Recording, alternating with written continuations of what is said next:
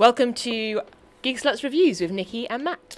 Hi Niki, how are you? I'm good, thank you. How are you? I'm very well. So, what are we reviewing first? We're going to talk about Steve Jobs. We are going to talk about Steve Jobs. So we both saw Steve Jobs as the closing film of the London Film Festival. It's directed by Danny Boyle and stars Michael Fassbender as Steve Jobs in a very interesting and good role. One of those biopics that actually does something well, I think. I agree, and I think it's not a traditional biopic in the sense that it's actually the setup is of three launches that Steve Jobs, the character, goes through his entire career at Apple, starting off as Apple, when he leaves Apple, and then when he goes back to launch the iMac. And really, it's a relationship movie. It's about Fassbender, Steve Jobs, his relationship with his assistant marketing person Joanna, played by Kate Winslet, and also his, at the beginning, refusal to acknowledge his daughter from a relationship, and also his refusal to acknowledge the other people that have got him to where he's at today, particularly Steve Wozniak, who was his business partner and co-creator of Apple, played by Seth Rogen. The film is written by Aaron Sorkin, who wrote The West Wing and The Social Network, and it's got that rhythm to it that those films had and that TV series had, which is ideal for this kind of setup, I think.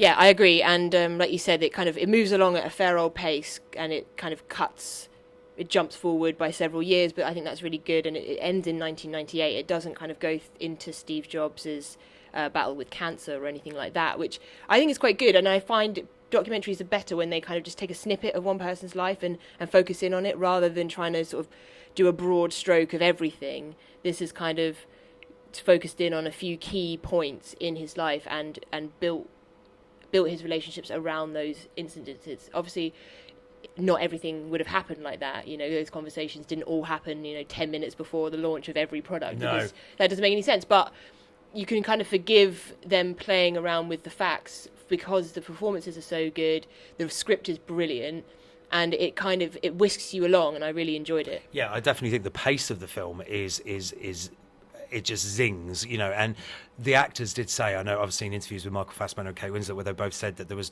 pages and pages and pages of dialogue to memorise, and actually it's that kind of shorthand between the actors that really drives the narrative.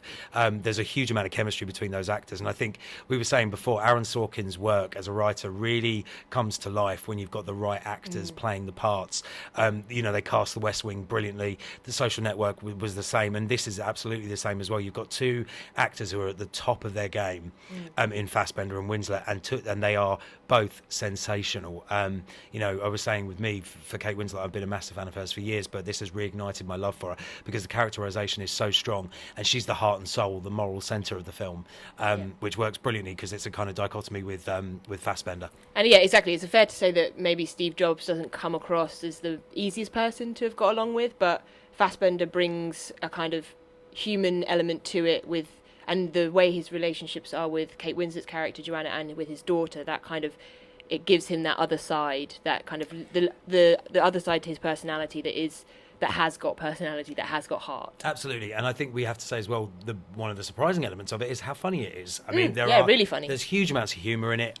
Really laugh out loud moments that really sort of cut through some of the more kind of darker aspects of Steve Jobs's almost Asperger's-like quality. I mean, in a lot of ways, Steve Jobs' character is quite similar to the Zuckerberg character played by Jesse Eisenberg in The Social Network. They're very similar characters in the sense that you kind of hate them, but at the same time, you want to see what happens. You want to see how they got to the place that they got to in their world. So for me, it was an absolute triumph, and Danny Boyle directs it brilliantly, and the production values on it are fantastic. The whole cast are great, but particularly Fassbender and Winslet for me. And it builds to this kind of crescendo end, which is very apt of Danny Boyle's movies. So for both of us, I think it was 4 stars. We say 4 stars? 4 stars for me, yep. 4 stars for Steve Jobs, which is out, I think, on the 6th of November. The 6th of November. Yep.